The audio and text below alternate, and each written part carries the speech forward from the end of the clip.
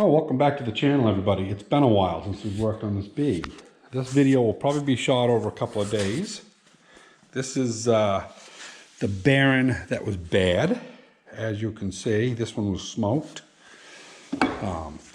Wrist pin also was scored in the bronze bushing. You can see right here, it's all chewed up. There's not much slop on this side. Go to this side. And over a 1/16 of an inch of clearance on that side. So consequently, the way this was working, it was going like this every time it fired. Oh, there comes Carol. So it's worn the bushings. So I got to change the bushings also. Anyway, I'll bring you back in a little while. I got to go out in the greenhouse. So everybody, this is a little food for thought before I go into working on those rods. We've got chromed rings, which are the 4 compression rings for the top. Pretty self-explanatory, you know, dot goes up. That's, you know, all good. So then you got to have a scraper ring here, and then an oil control ring down here, which on the originals, and these are original rings, I believe, regular conventional oil control ring. You know, compression, scraper, and so on. So this one, this is a kit from John Deere, an unopened kit. I'll actually show you the box for those of you who may have missed when I got them originally. That's the original box. I got 2 of these kits. So they are a 45 thousandths rebore kit that converts all fuel to gasoline only. And the manifold is right there, direct from John Deere. That was in the kit. Gasket sets in the kit.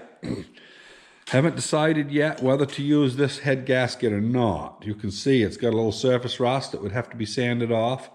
Now this is plastic coated of some sort.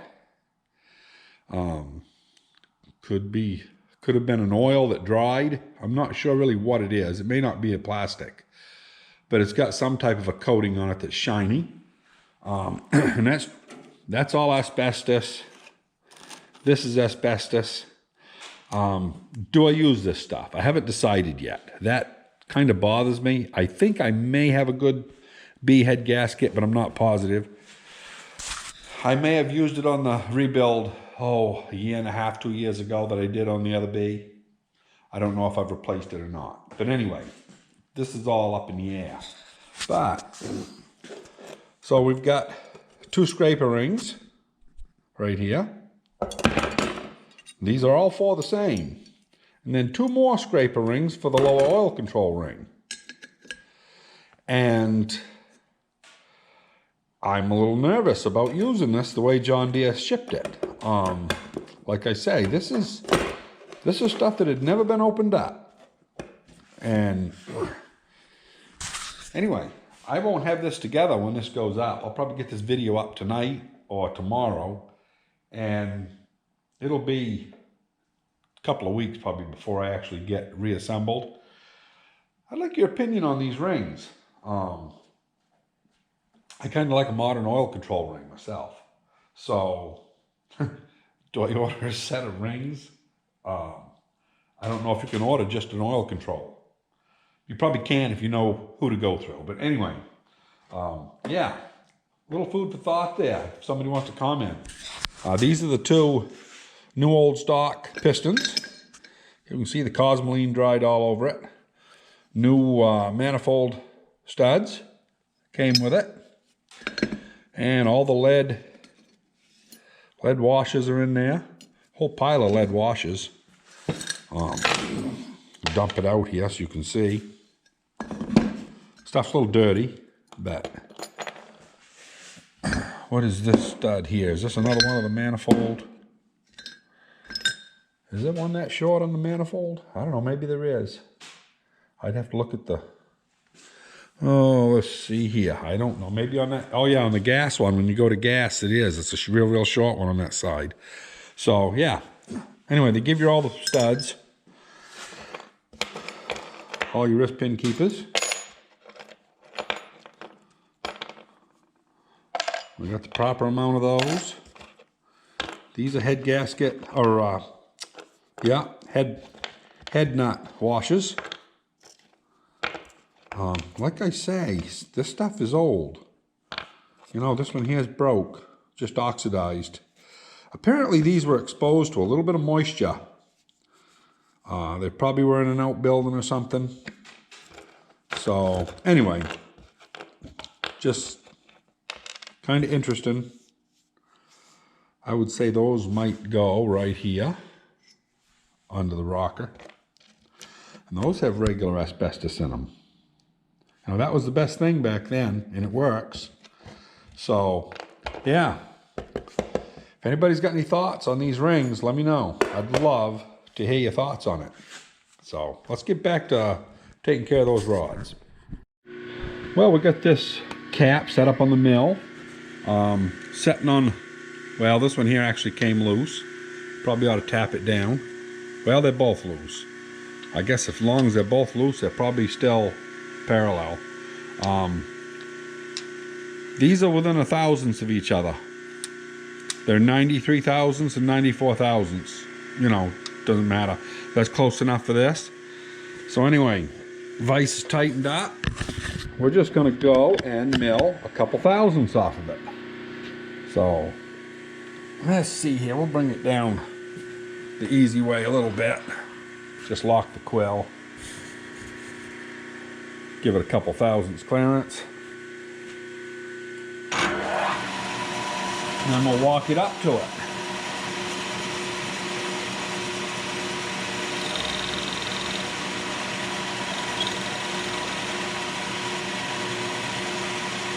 Okay. Just barely touch it. Okay, that's 0.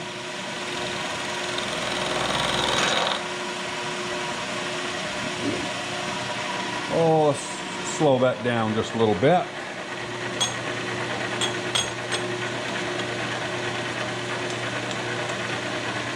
I'm going to come up 2 thousandths, maybe 3. About 3 thousandths.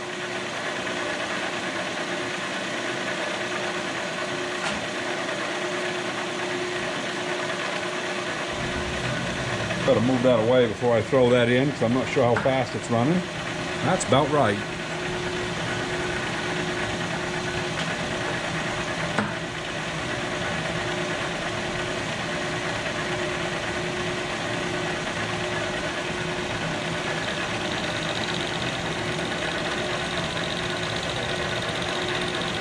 Let's see what she looks like after she goes across.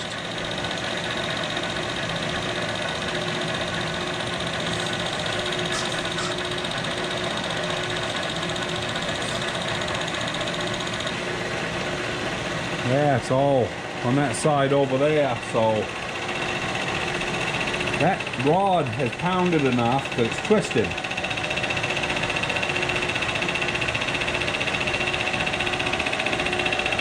This was run with no oil for a long time.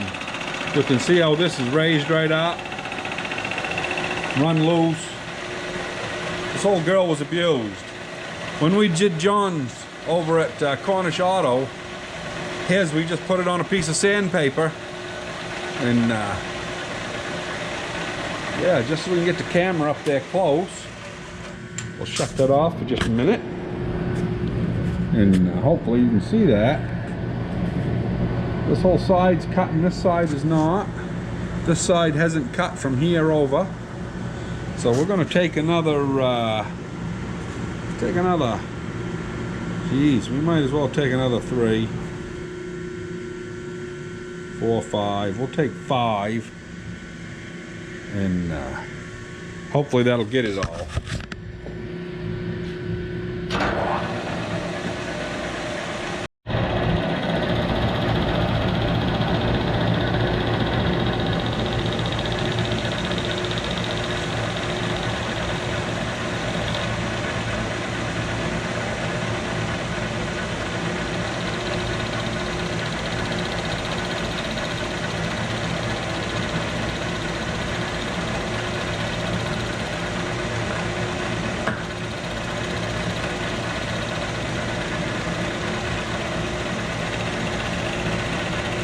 That's still not cleaning.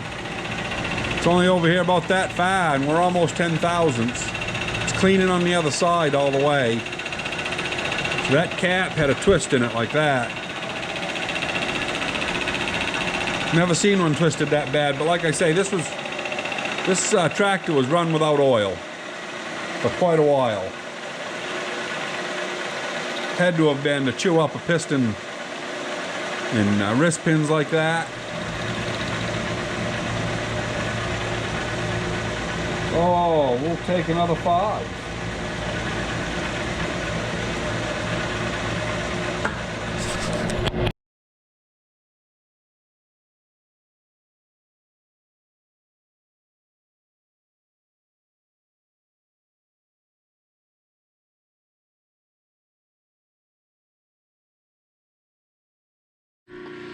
Well, that is a pretty nice finish.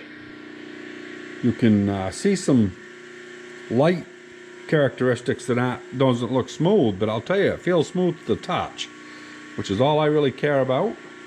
And this side here feels flat.